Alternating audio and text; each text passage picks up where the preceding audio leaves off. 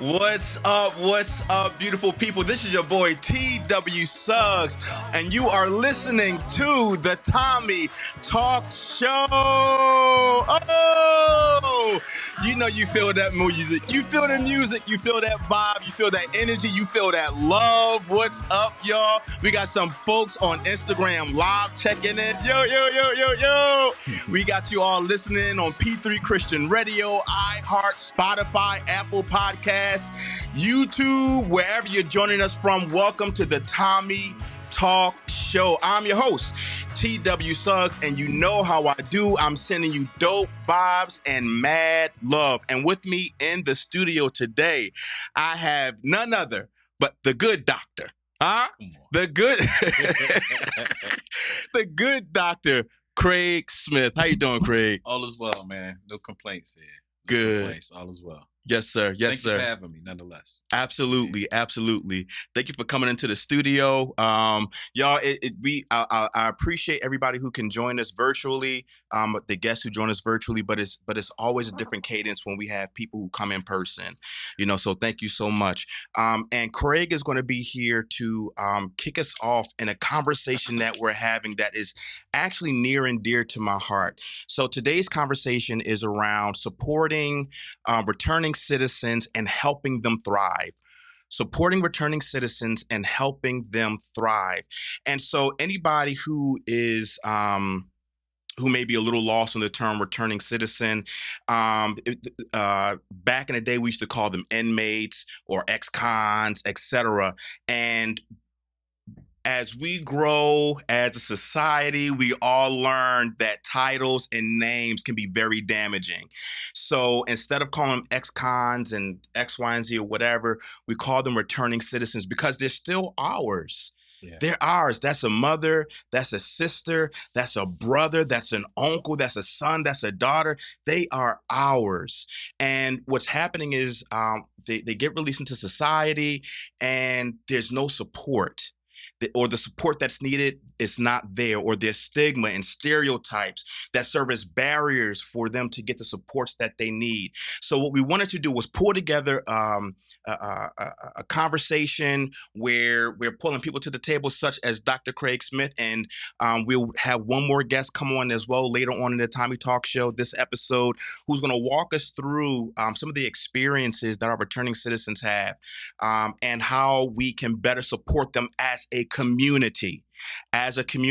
Listen, for those of you who are the Bible scholars, listen, I went ahead and I looked up in Hebrews, because sometimes, I'm gonna be honest with you, sometimes the church can be can be a very judgmental place. I'll say it that way. But if you look in Hebrews 13, it says, keep on loving each other as brothers. Do not forget to entertain strangers, for by doing so, some people may have entertained angels without knowing it. Remember those in prison as if you were their fellow prisoner, and those who are mistreated as if you yourselves were suffering. So it's important for us to build those supports around the people that's coming back into our society, not even our society, but that's coming back into society and wrapping our arms around them. So this is what I did. So Craig, what I always do is I always start the show with the community question, right? Okay. And so usually the community question is something really silly, really fun. I think I asked one time, like, if you were a jelly bean, what color would you be and why? And, some people, y'all got a little fresh, and I couldn't put, you could call me spicy. No, I will not be calling you spicy, ma'am. I will not be calling you spicy. But today's community question, similar to how we did with the last episode with the veterans, shout out to Tom Wagner and shout out to Carson Warner. Again, thank you for your service. Check out that episode on the Tommy Talk Show as well as the last episode. But what I did last episode and in this episode, and what I'm doing this episode, is I'm asking, what is some, it's not a question, but give me something to say that's encouraging for someone who may be returning to society or someone who may be incarcerated right now. Because especially in this world that we're living in right now, we need encouragement. So I put that post out on Facebook and Instagram. I'm gonna look at Facebook because I didn't get a lot of responses just yet on Instagram. Usually y'all flooded after I already done recorded the episode, but that's fine. But I have Mr. Sean Thomas who says, keep believing in God and in yourself. Through God, all things are possible. Mr. Sean, thank you so much for that. You know, Mr. Sean is one of my favorite people. Then I have Renee Harris. That is my little sister. Know that you are worthy. God loves you, and so does his people. Like us, all of you are not without fault, but your time is now. Grace and mercy is surely following you, and you will see the goodness of the Lord while you live. Go ahead. Then I have Laura Morris, who says, what's up, Laura? Who says, keep the past in your rearview mirror and find a group to be in service to. That I loved everything that everybody shared, but that rear view mirror piece is really sticking out for me. And I think it's because a lot of times when we're dealing with trauma, because being incarcerated and even returning into society can be traumatic. But that part where it says keep things in your rear view mirror, it's not saying forget it. Right. It's not saying forget it, because it's those things that help us get to where we are, and it helps us grow and evolve. But it's those things right there that we need to always still remember while we're moving forward. Anything come up for you, buddy? I mean, a plethora of things actually coming to mind, but a question I have for those who actually participate in it, and I thank them for their participation, is, does the crime change your response? Wow. Woo! He done slapped that doctoral degree. Does the crime change your response? Because I'm thinking, and now the terminology that are referred to as reentrance. Yeah. Right? So you said something that was pivotal early on in the conversation around the name can have a negative stigma, or what we refer to them as. And I remember this was a few years ago. I had applied for an interview for a position that was working on that reentry program partnership, and this is well before this tier or pillar of fostering success manifested itself. But there was a conversation around who I kept calling them the wrong things. I was like ex-offenders, and then they was like no, and I kept having to correct myself, and I stood corrected. But now they're re-entrants, but it to a varying degree, because what ended up happening, and I had to ask myself that question.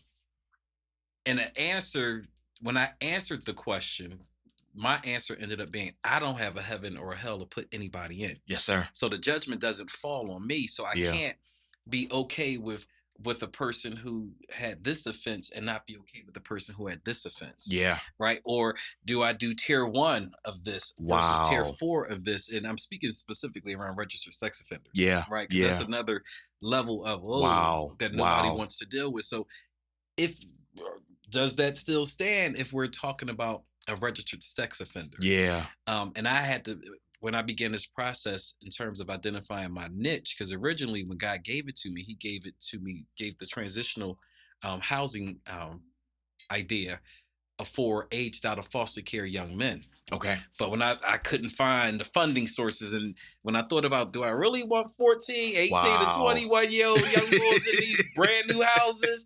Yeah, probably unsupervised, because it's independent living. I'm like, yeah, probably not. So I had to rethink that. And then I ended up kind of I looked into the veterans, and then I ended up landing with the reentrant population. And it was because my dad was an older gentleman who ended up, he called himself an old fool who kind of got caught up in the system late in age. Okay. And, prior to him passing away, he was supposed to be my house manager. It was around the corner. The houses were around the corner from the casino. Yeah. So we had this whole thing kind of mapped out. So that the original idea God gave me, the niche group ended up being reentrants.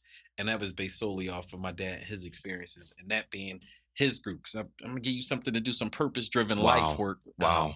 But then he left me, he left me and went to be with the big he. Yeah. Nonetheless, so I kind of picked up and moved forward with it. But yeah, the question, does the crime dictate your Christian response? Woo! Woo! Don't answer it. Hey, it's almost like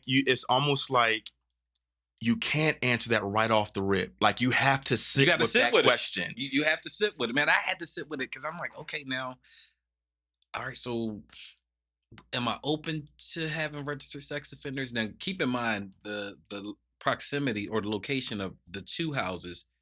It makes sense for that. Okay. So it's no school, all of Yeah. the requirements and all of that other stuff. Yeah. The one that I'm working on in Southwest Philly, I wouldn't put any because it's around the corner from a school. It's a block. So the location makes sense for that. Yeah. But just having a certain level of sympathy. And I remember one of my tenants. Wow.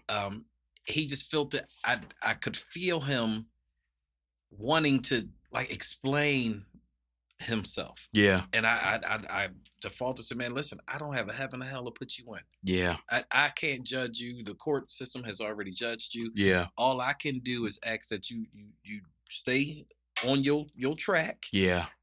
You abide by the rules of the house, and you just stay committed to being a better version of yourself. Yeah. That's it. That's all. And we good, man. I've been a landlord for quite some time.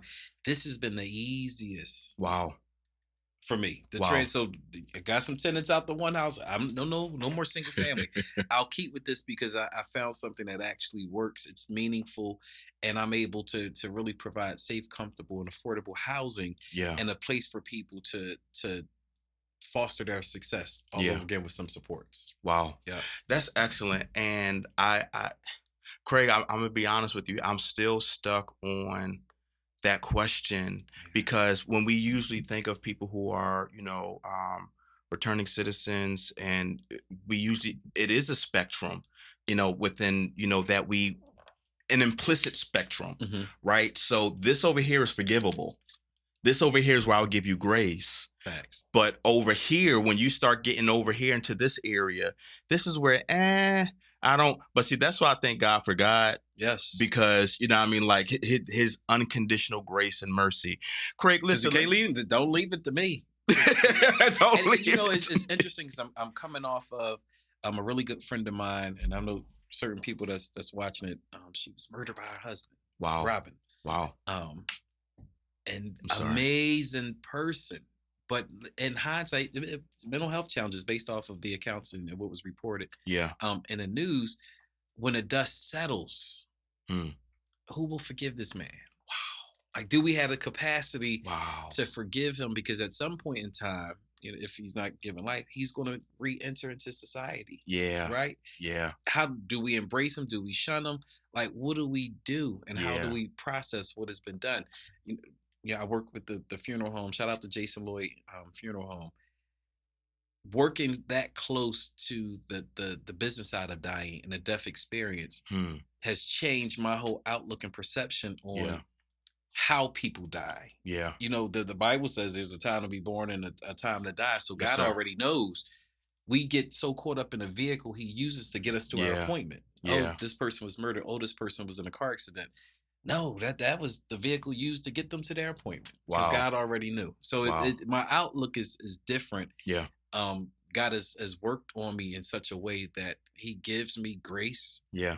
And it gives me the conditions to be graceful. Yeah. To the people that's a part of the community. Yeah. Over there. I currently have about 13, 12, and we have two persons in transition, so we actually like fully occupied. But again, they don't tear up the house, right? They own the space and they enjoy the space. It's camaraderie. I have a thorough property manager that works alongside with me in terms of our vetting process, just to make sure that the right energy is in the space. We have the right people. Thank God, God has always blessed my hand and given me favor, so I don't have to move for money sakes, right? Yeah. I can take my time because you got to pay for a peace of mind. So if a peace of mind ends up being, I'm still battling fleas for 6 weeks to God prepare the right people that's going to fall into the house. Yeah. I'll wait. And I'll take the all the necessary time. Let me say something, and then I have to introduce you because we just jump right in. We just hop right in, yo. We just hop right in. I'm sorry, yo.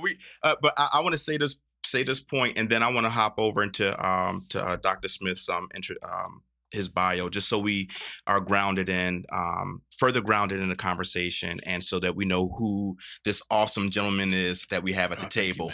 Right. So the thing that I want to say is that before we can, and this is just something that's landing for me after what you just shared, before we can even provide support for anybody, especially people who are returning into society or who were previously incarcerated or who may be incarcerated now, we have to check our own biases first. Absolutely. We have to, and not only check them, because after you check them and you find out where you are, and really having that honest conversation with yourself, like if something is off, be okay with what's off, but at the same time, lean in to see how you can provide more grace and how, because the thing is that we're all one decision away. We're all one being in the wrong place at the wrong time. It only has to happen once. So yeah. And we all have done things that we didn't get caught. Come on. That somebody else got caught doing. Yes, that sir. Got all caught up. But yes, you know, sir. there and I ride past people who are suffering from mental illness and they talking to themselves. God, I thank you, because that could have been me. That could be me. Yes, so sir. We're one situation, one circumstance, one happening away from just losing our mind. Like I shared with you when I first came in, like, Tommy, it's only because I love you that you got me out, because I've really been in the season of fall back, trying to minimize everything. A friend of mine reminded me, he was like, you know, we middle age, right? I'm like, wait, what? We what? And I did the math, like I'm 45, so 45 times 2 is 90. The oldest person in the family lived. Oh no, I got to rethink this thing and figure out how I want this second half of life to actually be, and it needs to be meaningful. So I really am at a place and space where I'm only doing things that make sense and that matter. Yes, sir. Yes, sir. That's it. So if it don't make sense, that's self-care right there. sense. Yeah. And it don't matter, and it's not allowing me to tap into my heart space. Yeah. And it's not something that affords me the opportunity to feel good in doing it. Yeah. I'm good. Yeah. God has given us all the abilities, plural, yes, to obtain wealth. So if you're able to tap into all of these God-given abilities, then you should be fine. Yeah. But if he gave you the ability, and you don't know it, oftentimes a lot of coaching that I do with individuals, they don't know what their abilities are. Wow. And then if you don't know what your abilities are, you don't know how to monetize off of those. Yeah. So you really don't have to be an employee. You can be an employer. Yeah. If you choose to be. Yeah. So I'm on the fence. I think I'm feeling like I'm wasting my doctoral degree. So I think I want to go back into the higher ed space. So I'm having some conversations about what that actually looks like. And it should be as God promised. Yes, sir. So if that's the door I'm supposed to walk through, the opportunity will make sense. Yes, and it'll make sense. Yeah. And we walk through, we do the work, and then we pivot from there. If not, then I continue on the pathway assigned to me. Yes, sir. I can dig it. Thank you for that. I have to read your bio now. All right, go ahead. All right. So, this conversation is amazing. So listen, here's who we have at the table. Guys, listen, we hopped in the conversation because it was like just super dope. So listen, here's the bio for Dr. Craig Smith, the good doctor. Craig, the good Dr. Smith, is an educator, real estate investor, finance broker, and serial entrepreneur. Dr. Smith is making an impact in the community by focusing on and developing the holistic needs of young men so they can improve mentally, spiritually, physically, and educationally. He is the founder and establishmentarian. Did I say that right? I think so. You did. I was like, I never saw that word a day in my life. The establishmentarian of Fostering Success Boys to Men, a Pennsylvania nonprofit organization that specializes in the development of young men ages 13 to 21. He pushes financial literacy through his financial company, C. Smith Funding, LLC. Dr. Smith has roughly 2 decades of experience in the education field, spanning from K to 12 and higher education. Dr. Smith uses his proven teaching approach to transform and impact lives with purpose through diverse platforms.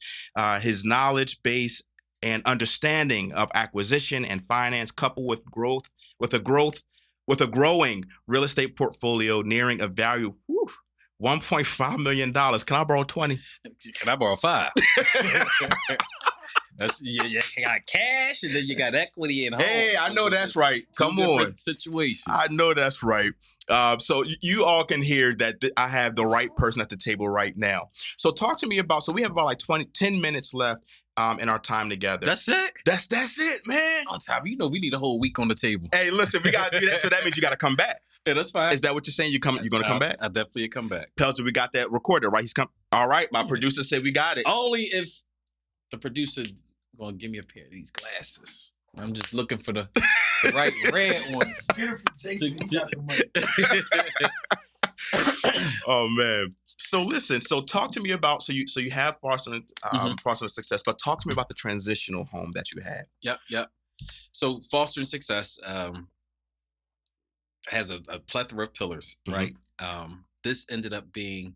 So I got to go back. Okay. So when the pandemic hit, right? COVID hit.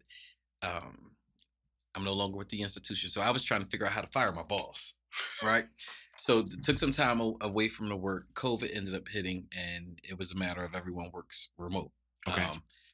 My prayer to God was, God, position me to be able to do this work out of the overflow. Wow. I don't no longer want to have to do this nonprofit work out my own pocket. Yeah. If you cut the check that I can't claim. Wow. Because the first go at the Emerging Leaders Rites of Passage program that I did that out of pocket. Okay. And that was an easy like $20,000 to have that experience. I thought I was going to claim it on my taxes, but I did it out of Craig Smith's pocket. Okay. Craig Smith should have written a check to Fostering Success. So I learned that was a very expensive lesson learned. So I did that work. I always had, so I'm a program developer and a program designer. I worked with a few churches, and we collaborated on some grants that we didn't land, but it was around the street outreach piece. Okay. And really working with young people and identifying young people who are actually, homeless, right? Or just who's in the street, and we were going to provide safe houses. So I would, coach the church around, okay, we have these properties that you guys are not utilizing.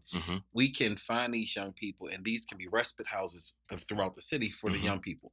If they decide that they want to commit themselves to a year-long experience, we'll provide safe, comfortable, and affordable at no cost housing to them. They just need to be committed to the commitment of a 1-year workforce readiness program. Yeah. And at that time, Europe was thriving in Philadelphia. So we had Europe, we had Youth Build, we had the programs over at the community colleges. So it was a plethora. It was like 5 or 6 different programs that I had connections with that we were going to pipeline the young people through. But we were going to really focus on and addressing their basic need and security. So food, clothing, and shelter. We take the stresses off the table. So now we're positioning you to really hyper focus on becoming the better version of yourself. Yeah. With some individualized life planning and life coaching. So that was the original model. Yeah. But if you take a look at the news, I'm like, oh, do I really want to put 14 young men in Chester in this house for this experiment? Yeah. And I didn't have the capacity to do it at that time. So I ended up shifting the demographics. So when I started looking at demographics, I looked at the aged out of foster care young Black and brown man, right? I looked at the actually for a season, I looked at women who were in abusive relationships with children, right? And I looked at teen moms. I looked at veterans, and then I ended up with the re-entrant population. Okay. And it's crazy because once that kind of fell on my radar, I was just kept spinning like, okay, I have the idea, I have the property, I have the program design, I need the money. Yeah. So who's going to cut the check? And one day I was riding by, this is when I was actually staying out in Chester, because I was living staying in one of the properties while I was working on the property next door, because they kept breaking in there. Yeah. So I don't know what security I thought I was going to be, but I ended up, staying there. One day I was getting off the exit. Now keep in mind, I had driven past this place multiple times a day for months. And the Holy Ghost said, look up. And I looked in the rearview mirror, and that's when I saw Geo Reentry Services. I was like 5 minutes from the houses. Yeah. I pull over, I hop out, I went in there and just started having a conversation. The lady was like, oh, you rent rooms? I was like, yes, ma'am. She was like, you need to talk to. And it was curtains from there. Wow.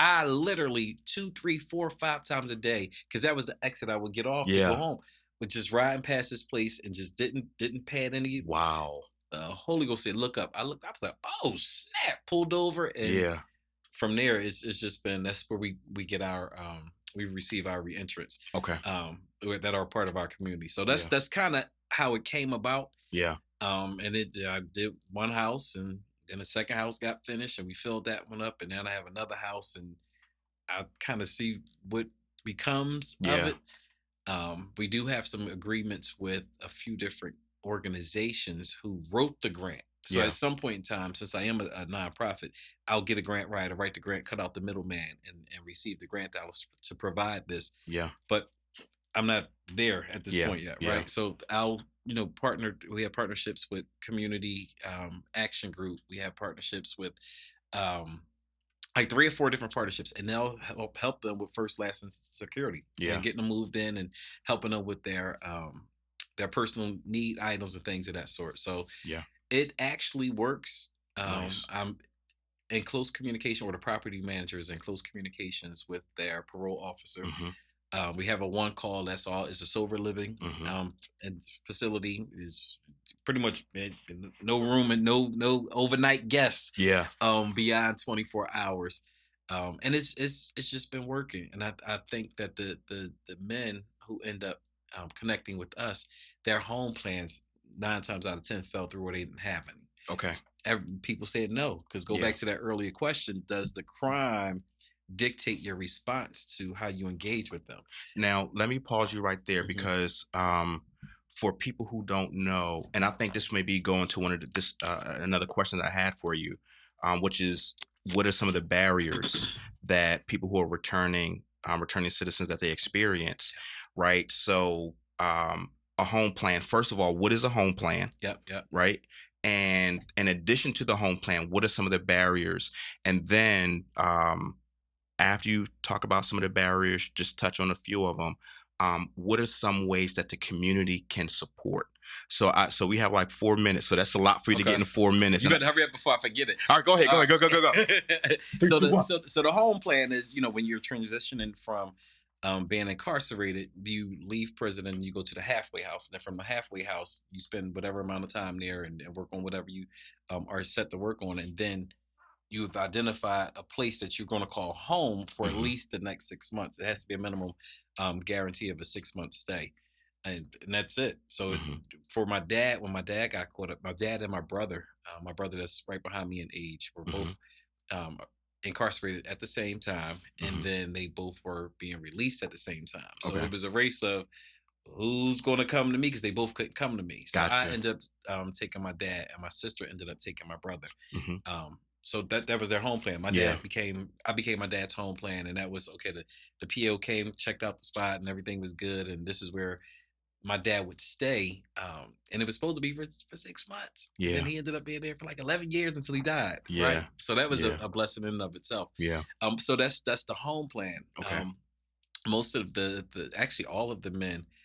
No, not all. There's a couple who did have home plans that fell through at the last minute, and then came opened back up, but then they decided that they wanted to connect. Yeah. So they're here with us because their home plans fell through, and they didn't have a place to call home beyond where they were. Hmm. In terms of barriers, it's Yeah. the felonies, it's the offenses, it's the lack of uh, skill set. Yeah. Right, I have a few guys that's a few gentlemen that are in the house that are illiterate. Right, they can't Wow. read, can't do math. So now you looking at basic life skills, Yeah. and their ability to navigate. I have I'm inclined, have an interest in the older population. Okay.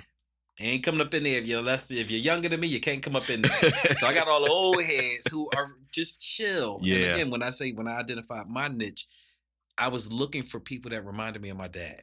Okay. So that's a whole different level of Okay. like, what the hell? Yeah. So, but settled. They did their crime. They did the time, and now they're on the second half of their life, and they just want to be safe. They want to be comfortable, and they Yeah. just want to live out the rest of their life. Yeah. And you can do it here if you choose to. Wow. I do 6 month lease C agreements. With the individuals, and they all extend. I actually have about 6 of them that paid a whole year in advance. Hmm. Like, and I got a couple that's, hey, I want to give you another year worth. Cut that check. You Yeah. can send it right on over. Yeah. You can stay. Yeah. I mean, again, it's working. Yeah. It works. Um, I'm blessed to have connected with a property manager who at the time worked at the geo services, and he was the placement coordinator, placement specialist. So he's well resourced, Okay. knowledgeable. He knew the individuals, because 9 times out of 10 they were on his caseload. Yeah. So he was able to kind of piece together the right personalities and energies to be in the space. But beyond that, again, he's well resourced. Yeah. So when we had individuals who lost a job, we were able to have a plan B, a plan C, a plan D, a plan E.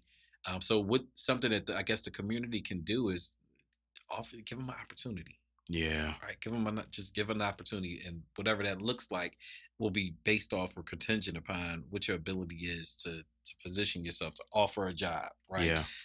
To donate some clothing. Like Yeah. I lost a lot of weight, so I donated a whole lot of. They was excited. I'm like, just something that simple, because they literally were coming out, and a lot of them didn't have anything. Wow. So that made me realize, okay, I need to give them a jumpstart kit. So everybody that moved in got a jumpstart kit with personal hygiene products and so supplies. When they're released, and you said they don't have anything, like what do you mean they don't have clothes. anything? Like no clothes, no personal affects. Again, a lot of the men that have come my way, everyone's situation is not the same. Yeah. But the men that are part of our community struggle. Yeah. Yep, they struggle. Wow. I would even say that in addition to giving people opportunities as something that that the community could do to support people who are returning, our returning citizens, you gave us such an amazing offering when we opened up the conversation. In addition to giving people opportunities, we have to make sure we're doing that self-reflection. Yeah. That I think that is one of the biggest gifts, in addition to what you shared, that we can give to other people, especially this very vulnerable population. Believe it or not, this is a vulnerable population. Craig, where can people find you if they want to keep up with the work that you're doing, or if they may have somebody who may need to get into one of your houses, or if they have questions, or how can people get a hold of you? Or if they need coaching on starting. There you go. Come on. Yes. I've been having conversations with people and designed some different programs to help support people through this process. Is actually not hard. I'm really a specialized landlord. Wow. Like what I'm doing, there's no licensing required for it. Now this would be tier 1, and I teach this in some of my sessions. This is tier 1. Yeah. So the money is at tier 4. Yeah. Right. When you want to start doing the intellectual disability houses, and it's a whole different process, a whole different niche group. And now you're providing a direct service. Okay. We're not providing a direct service. We're providing safe, comfortable, and affordable housing and an environment that's going to allow them to foster their success with supports. Yeah. With external supports. Yeah. You can find me on Instagram at Fostering Success B, the number 2 M. You can check us out online at fosteringsuccessb2m.org. Or you can check me out at csmithfunding.com. That was another piece. And I don't think I actually got back to that piece. When I asked God to position me to do this work out of the overflow, that's where C. Smith Funding was birthed out of. And I just made so much money during COVID. I wrote the ebook, and I just started tapping into, I digested that Bible scripture around God has given us the abilities to obtain wealth. Yeah. And I started looking at all of the different streams of income that I was able to touch. And I put it into a book. Yeah. Right. So I harnessed my grief. It was a grief book. Yeah. My dad had passed away, so I just started writing. Wow. And just rechanneled that energy. But I did that, and I started the funding stuff, and then I just started funding my own deals. Yeah. I cut out the middleman. It's like, all right, I have access I know how to do this. Yeah. So I started to do it, and I was able to make a lot of money doing that in that short amount of time. Yeah. And it positioned me to no longer have to take my own resources, Craig Smith's resources, but level the resources of the nonprofit and the LLC business entities. So. Excellent. Yeah. Thank you so much, Dr. Smith. Ladies and gentlemen, you got the information for Dr. Craig Smith. So if you need any support or any question, and you already see that he's offering a lot of amazing services, feel free to reach out to him. He will help you and get you started. This is your boy, T.W. Suggs. Don't go anywhere. We're going to go on a quick commercial break, and we will be right back. See you soon. Booyah. What's up, everybody? Welcome back to the Tommy Talk Show. I'm your host, your boy, T.W. Suggs, sending you all types of mad love and dope vibes. And listen, with me right now, I have none other than one of my very, very dear friends, Dr. Renaya Furtick-Wheelan. Dr. Renaya, welcome. Thank you. Absolutely. I appreciate you so much. Thank you for even thinking about me. I appreciate it. Look, I couldn't have this conversation without you being at the table. Awesome. So for anybody who is just tuning in, and you should not just be tuning in, you should have been watching, all along. But anybody who's just tuning in, we're having a conversation around helping our returning citizens, supporting our returning citizens to help them thrive, right? And when we're talking about returning citizens, we're talking about people who were previously incarcerated, who are being reintroduced into society. And we heard from the amazing good Dr. Craig Smith, who challenged us all to look within ourselves and check our own biases, because that's one of the first things that we have to do before we can even lean in and help. But right now, we're going to introduce Dr. Renaya Furtick-Wheelan. So listen, Dr. Renaya Furtick-Wheelan is a PhD, a native Philadelphian, is a survivor, motivator, coach, teacher, trainer, counselor, author, entrepreneur, inventor, and organizational development consultant with expertise as a group psychologist. A Temple University alumna, Dr. Furtick-Wheelan holds a PhD in psychoeducational processes with a concentration in adult group and organizational development, and an MED, I don't know if I said a master's in education, Yes. and psychoeducational processes, and a BS in therapeutic recreation. Go ahead. She has conducted a series of workshops in correctional facilities, designed, implemented, and evaluated training, curriculum, and programs for government agencies. Dr. Furtick-Wheelan has consulted with a wide variety of large and small nonprofits and for-profit entities, working with the administrators, staff, and board members at all levels to create and implement initiatives that promote diversity, equity, and inclusion. Dr. Furtick-Wheelan is the founder of Still Rising Enterprises, a consulting firm with the goal of prioritizing relationships by empowering individuals and groups to successfully handle change. She is also the co-founder and executive director of F.R.E.E, Females Reentering, Empowering Each Other, a nonprofit organization located in the Philadelphia metro area that provides trauma-informed, gender-responsive services to female returning citizens. Dr. Renaya. What? My goodness. I had Dr. Craig Smith. Now I got Dr. Renaya Furtick-Wheelan. I don't know what to do with myself. Yeah, that's who you are. What do you mean? Hey, I'll take it. That's right. I'll take it. Listen, so that's a mouthful. Yes. And that's amazing at the same time. So what inspired you to even get started with working with this very vulnerable population, especially, usually when you think of people who are returning, citizens, you would normally associate that with men. Yes. Right. Yes. So returning citizens who are women, that's a very niche population. What drove you in that direction? Well, a number of things, Tommy. Like, I have siblings that were in the system. Okay. And, I was a few shakes away from the system when I was younger. Okay. Didn't get caught. Yeah. Did some stuff, but didn't get caught. Yeah. Thank God. Yeah. Because I knew that I was more than that. On some level, I was more than that. Yeah. And so one day, a friend of mine who was at the time studying, she wrote her dissertation looking at people who were in the system. Wow. And so African American, female. Mm-hmm. And when I looked at her study, I was like, well, where are the women in this study? And she said, well, one or two showed up, but then they didn't stay. So then my follow-up question was, well, why didn't they? What was it about the design that did not allow women to feel like they were significant enough to be a part of the study? Yeah.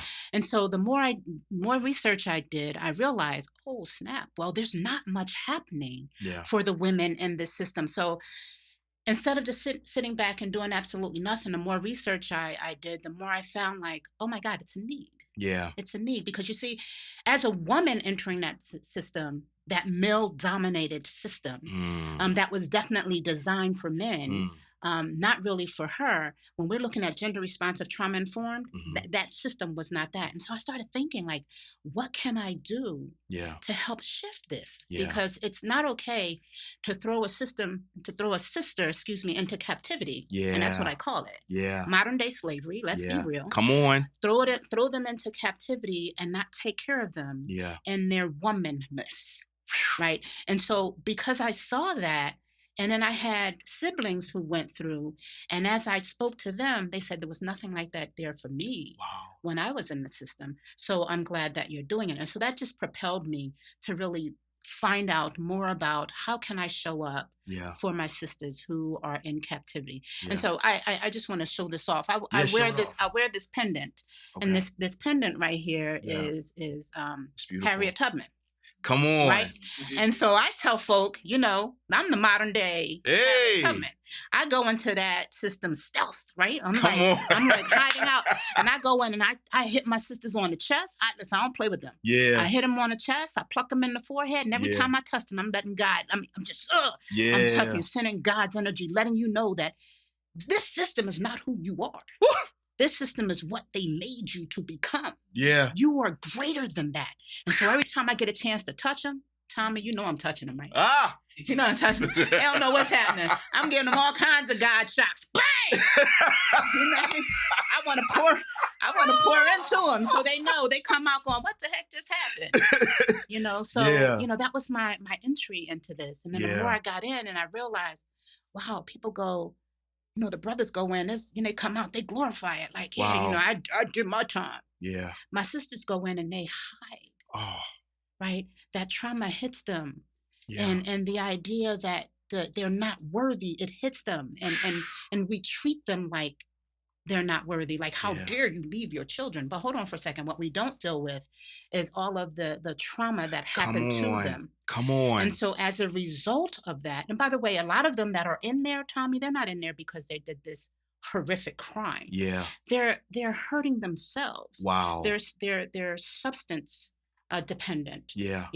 And so they go in because they got caught with a John, or they go in, and most of their crimes Mhm. is to help kind of feed their addiction, because a Okay. lot of them end up there Okay. in the addiction. Yeah. Wow. Wow. Wow. Wow. Wow. Wow. Wow. Wow. Wow. Wow. Yeah. That is so much to unpack. Thank you so much for sharing that, and thank you for the work, both the work that Dr. Smith is doing with the men, and for the work that you are doing with the Yes. women. And the fact that I'm Free is gender responsive and so Yes. specialized, that caters specifically to the needs. So I remember, um, a while ago, you and I were speaking, and you were talking about sometimes when the women are released, there's Mhm. nobody at the door to get them, and you have Yes. to. Can you talk to us Yes. about that? Yes. Like, Yes. what's going on there? What Yeah. about a Yeah. moment when that happened, and why is that happening? Yeah. Well, the stigma. Yeah. Part of it is stigma. You shouldn't have been in there from the door. Yeah. But so what we do with the sisters, we say, listen, you don't have to be ashamed. Yeah. Stuff happened to you. So what we're going to do is we're going to offer to meet you at the gate Yeah. and take you where a safe place, Yeah. wherever you can show up in safety and security. We are willing to do that. Not Mm. only will we do that for you, because what we do know is most of the time when she's in there, and if she went in, for example, if she went in the summer and she comes out in the winter, Mhm. what she has to put on is those summer things. And for the most part, Wow. she probably gained weight, so she can't really fit it. They're literally pushing her out the door with whatever that was she came in with. Yeah. And so we say, listen, sis, we want to love up on you a little bit. We're going to give you a dignity bag. We call it our dignity bag because we put clothing in it, Wow. toiletries, face cloth. We try to give her food, like a card for a supermarket, Yeah. give her tokens, just so that wherever she ends up at, Tommy, even if it's on somebody's couch for a couple of weeks until she finds her place again, Yeah. she'll at least feel like she has something. Something. And so that's one of the things we will do, meet her there at the gate. Wow. If she needs that Wow. service. Yeah. Okay. Thank you for that. What are some of the, so you touched on some of it, but what are some of the unique challenges Mhm. that many of these women are facing Yeah. when they are trying to reintegrate into society? Yeah. Well, again, the stigma Yeah. um, shows up. And so the moment she comes home, Hmm. one, she doesn't have a place to stay for the most part. She burned some bridges, not because she was this horrible person, but because of substance Yeah. use disorder, right? Yeah. It took over. And so she doesn't have a place to live. Yeah. And check this out. The system says to her, in order for you and her children, she wants to get her children back, or she wants to be with her children. Well, she Yeah. can't be with her children because she doesn't have housing. Wow. Well, if you don't have housing, then you can't really get your children. Yeah. And by the way, the system says to her, "Oh, you now have to get your GED." So undereducated, a lot of them are uneducated or Okay. undereducated, Okay. right? And so the system says you have to get your GED. Well, Tommy, half of them, maybe more than half of them, can't read, Tommy. They might be reading on a Wow. 8th or ninth grade, maybe not even that. And so Yeah. when you look at the GED, you have to at least be reading on 11th grade Yeah. reading level. And they just changed it, by the way, a couple years ago. So the idea of, I don't even think I could pass a GED, to be Wow. quite honest. Yeah. And so, and that also has a stigma attached Yeah. to it. Yeah. No, if you pass your GED, do you know how brilliant you are if you can Come pass your on. GED? Come on. But that's a struggle for some of the sisters. So we're looking Yeah. at housing, we're looking at legal issues, we're Yeah. looking at financial issues. So there are a plethora of things that prevent that sister from moving to the next level. Yeah. And sometimes so much so it just caused her to recidivate. Yeah. Talk to us. Talk to us. I don't know if everybody knows what that word means. Talk to us. Unpack that word. Okay. So in essence, what it means is you they say, if you don't do X, Y, and Z, Mhm. and you don't do X, Y, and Z in a timely manner. Mhm. And by the way, you have to pay your court fines and fees. I forgot that part, right? Court fines and fees. Well, I can't afford to pay that. They will then put you back in jail. Wow. And so the moment you are released and you have a short amount of time to do whatever it is you need to do according to the system, you don't make that happen. Your PO, parole officer, Mhm. yeah, they can literally say, okay, you haven't done what you did, and they put you back in jail. The moment you go back in jail, that's what they call recidivating. Okay. Did I say that word right? Yeah. Yes. Okay. Wow. Thank you for breaking that down, Yeah. because I do feel that we have listeners who may not know all the lingo. It What you shared kind of reminds me of something that Dr. Smith shared in reference to, like the reading level that a Yes. lot of our people that they have or that they're on. And for me, it makes me go back to saying, okay, so that there was some previous trauma in childhood, Mhm. perhaps, Mhm, mhm. there may have been some barriers, some gaps, some experiences, because nobody just grows up and says, hey, That's right. I don't want to be the best I can That's right. possibly. No, something happened. Yes. And society, how we're programmed, and how, how our culture is, and how our communities even are, we're not programmed to even see that, Yes. or to Yes. even be empathetic Yes. about that. Yes. So what can we do as a community to wrap our arms Yes. around women who are returning, and not just women who are returning, but women who may still be in the system? What can we do as a community to better wrap our arms around them? Right. Good question. Because in my mind, like as you were speaking, I was like, mental health, mental health awareness. Yeah. I think the more we are open, because here's the deal, Tommy. Anything below the neck, Yeah. we can deal with. You have heart issues, we're gonna make sure that's okay. You have Wow. diabetes, we're gonna make sure that's okay. You have mental health challenges, Wow.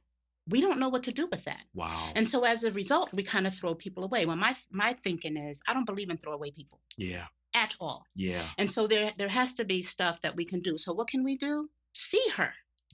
Like really see her. Yeah. Even in those cracked places, Yeah. see her. Hmm. Because sometimes when something is broken and you heal it, Mhm.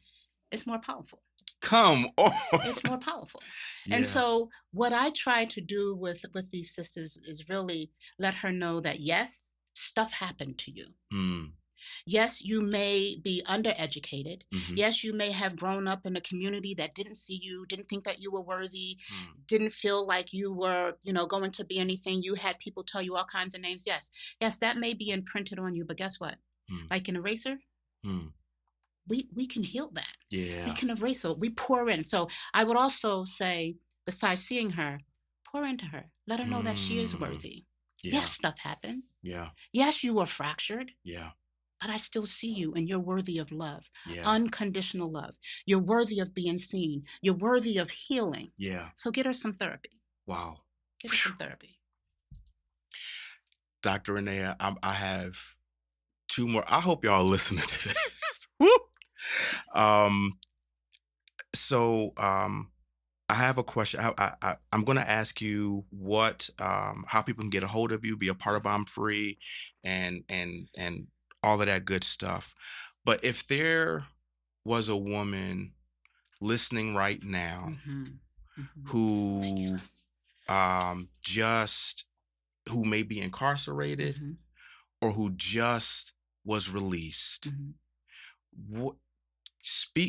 pour into her right now. Yes. So what I would say to her is, I love you.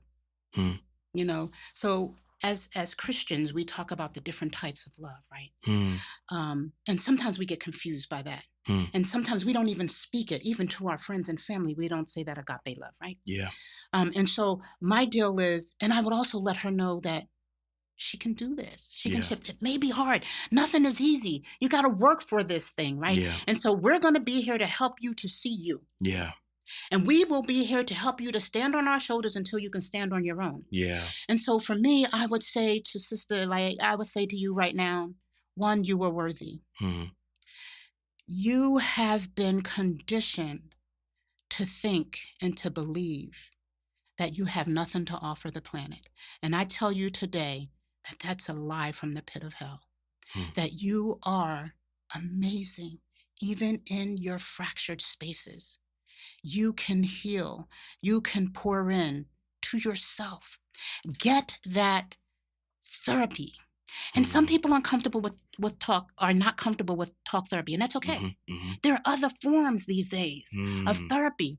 So show up there. Allow yourself to show up in your greatness and not be scared of you. Because here's the real deal. A lot of people are scared of you. Wow. Not scared that you're going to do something to them, but scared of your brilliance. Scared of, if you heal and you begin to heal not just yourself, but your family members and then your community. Oh, what? Whew. They're afraid of that. So I would just tell her that she's worthy of greatness. She's worthy of greatness. And so how do you get to me? Now, see, Tommy, this is one of those things, right? You know, once you get to a certain age, I don't know. I will tell you to go to, I know you can go to I'm Free Online at gmail.com. Okay. Is that it? Or that's the email? That's the email. Okay. So I'm Free Online at was it .com? Or www.org. Okay. Thank you. I don't know nothing about that. You know, I know how to go in and pour in and do all that stuff. Somebody else can do the computer stuff. I don't know. I love up on you. I give you every part of my being. Yes, sir. I will do that. I know that's right.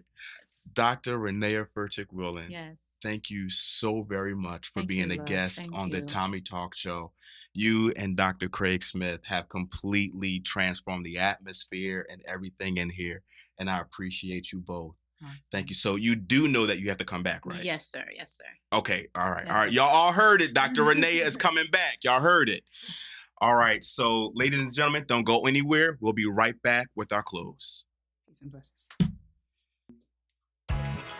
Ladies and gentlemen, that is our show. Today we discussed supporting our returning citizens and helping them thrive. I had Dr. Renaya Furtick-Wheelan with me. I had Dr. Craig Smith, who's still in the studio. Craig, come over here and just wave real quick.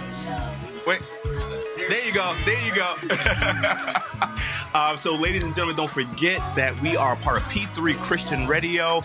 That is our parent station. We are affiliated with the Culture Talk Show. Our shows are edited and produced and engineered by the one and only Keith Pelter, and we are in the Combos Lounge. This is your boy, T.W. Suggs, over and out. Don't forget to check the website at www.twsuggs.com and on Instagram and Facebook at T.W. Suggs. I love you all. Be blessed. Peace.